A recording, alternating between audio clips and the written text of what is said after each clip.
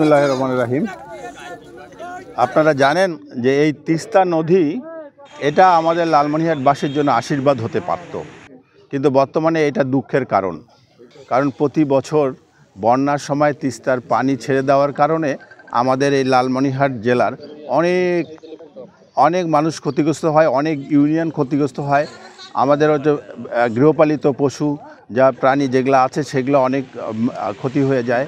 আমাদের লোকজনের অনেকের বাসা বাড়ি ভেঙে যায় এবং বিস্তীর্ণ এলাকা জুড়ে এখানে আবাদ কৃষি যা থাকে সবই ধ্বংস হয়ে যায়। তা আমরা যারা রাজনীতি করি, আপনারা জানেন দীর্ঘদিন একটা স্বৈরশাসক ক্ষমতায় ছিল, তারা প্রতি বছর এই তিস্তা নিয়ে রাজনীতি করেছে। আপনার প্রশ্ন যেভাবে করেছেন এটা সঠিক কথা বলেছেন। আমরা আজকে 16-17 বছর থেকে ক্ষমতার বাইরে বিএনপি। আমরা এই কারণে আজকে ঐক্যবদ্ধ হয়েছি যে বর্তমানে একটা অন্তর্বর্তীকালীন সরকার আছে। আপনারা জানেন এই তিস্তা নিয়ে একটা মহাপরিকল্পনা করা হয়েছে, যে পরিকল্পনা যদি বাস্তবায়িত হয় তাহলে তিস্তা পাড়ের লোক অনেক আলোকিত হয়ে উঠবে, এই অঞ্চলটাই আলোকিত হয়ে উঠবে। এখানে তিস্তার দুধারে পাথওয়ে হবে এবং এখানে ইকোনমিক জোন হওয়ার কথা, যেখানে অনেক দেশি বিদেশি ইনভেস্টররা ইনভেস্ট করবে এবং এর পাশে রিসোর্ট হবে। এখানে আমাদের কর্মসংস্থান তৈরি হবে। যে তিস্তা আমাদের দুর্দশার কারণ বর্তমানে এই আমরা মনে করি যে এই মহাপরিকল্পনা যদি বাস্তবায়ন হয় তাহলে এটা একটা আমাদের আশীর্বাদ হবে।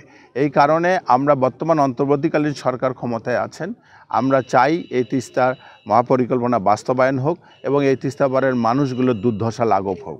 প্রতি বছর এই তিস্তা পরিকল্পনা নিয়ে যে আপনি বললেন যে একটা রাজনীতি হয়, এই রাজনীতি গত সরকারে হয়েছে, গত সরকারের এমপিরা করেছে, গত সরকারের যারা দলীয় ক্ষমতায় ছিলেন তারা করেছে।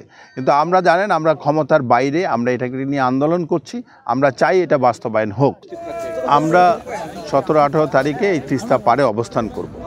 আমাদের এই অবস্থানের মূল লক্ষ্য হলো যে আমরা দেশে বিদেশে এটা জানাতে চাই যে তিস্তার এই ন্যায্য পানির অভাবে আমরা কিভাবে ক্ষতিগ্রস্ত হচ্ছি।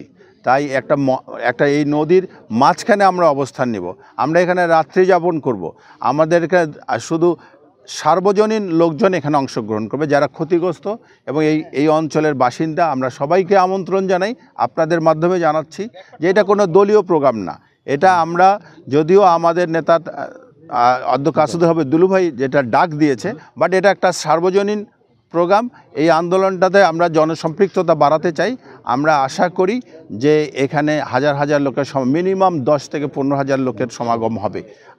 আপনারা জানেন হাতীবান্ধা উপজেলার প্রায় 6টা ইউনিয়ন প্রতি বছর ক্ষতিগ্রস্ত হয়, তারা তো থাকবেন। পুরো হাতীবান্ধাবাসী মনে প্রাণে চাই এই মহাপরিকল্পনা বাস্তবায়ন হোক এবং আমরা এখন পর্যন্ত যে প্রস্তুতি নিয়েছি তাতে করে যা জনগণের সঙ্গে কথা বলেছি এবং বিভিন্ন পর্যায়ের বিভিন্ন পেশাজীবী সংগঠন তাদের সঙ্গেও আমরা কথা বলেছি এবং অভূতপূর্ব সাড়া পেয়েছি।